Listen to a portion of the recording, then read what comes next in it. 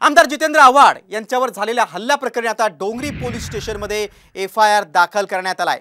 अंकुश कदम आणि धनंजय जाधव यांच्यावर गुन्हा दाखल करण्यात आलेला आहे। बघा, ठाण्यातील बातमी प्रकरणी आता अपडेट समोर आलेली आहे।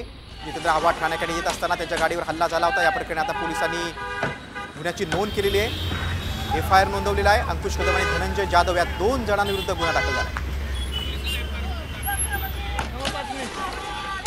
संभाजीराजे यांच्याविरुद्ध वक्तव्य केल्याप्रकरणी संभाजीराजेंनी स्थापन केलेली स्वराज्य संघटनेचे काही कार्यकर्त्यांनी 3 कार्यकर्त्यांनी आमदार जितेंद्र आव्हाड यांच्या कारवर हल्ला केला। छत्रपती शिवाजी महाराज की जय अशी घोषणा देत हल्ला केला होता। या प्रकरणी आता पोलिसांनी कारवाई केली।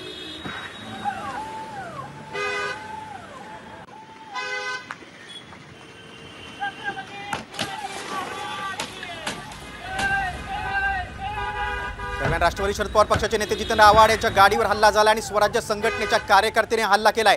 संभाजीराजेंवरील वक्तव्य प्रकरणी कार्यकर्त्याने आक्रमक होत हा हल्ला केलाय। जितेंद्र आव्हाड ठाण्याकडे येत असताना स्वराज्य संघटनेच्या कार्यकर्त्यांनी त्यांच्या गाडीला लक्ष्य केलं।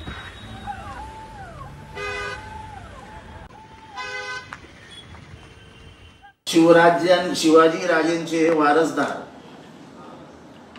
राजर्षी शाहू यांचे विचार यांच्याशी गद्दारी संभाजीने केली। तुम्ही विचाराने चुकलात। तुम्ही शाहू महाराजांचे विचार सोडलेत, आम्ही नाही सोडले। तुम्ही रक्ताचे वारसदार आहात, आम्ही वैचारिक वारसदार आहोत। स्वतःच्या वडिलांनी तुम्हाला बेदखल करून टाकलं, स्वतःच्या वडिलांनी तुमचा निषेध केला। खरं राजकारण त्याच्या मागचं हे आहे की तुमच्या मनामध्ये आग आहे, जळतंय तुम्हाला की तुमचे वडील खासदार झाले।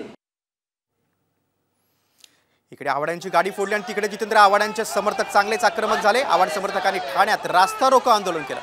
यावेळी आंदोलकांनी सरकार विरोधात जोरदार घोषणाबाजी केली।